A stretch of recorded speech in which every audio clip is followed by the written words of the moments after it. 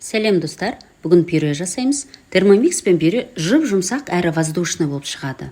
Ол үшін бізге картошка, сары май, сүт, тұз, қара бұрыш қажет болады. Ең әуелі килограмм картошканы тазалап, жуып, турап аламыз.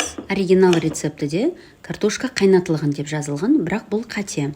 Бірінші бабочка саламыз термомикстің чашысына. Сосын туралған картошка, тұз қосамыз, сүт,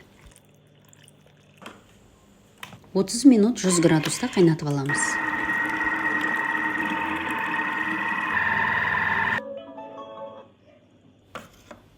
Дайын болған кезде сары май және де қара бұрыш қосып, тағы да 30 секунд айналдырып аламыз.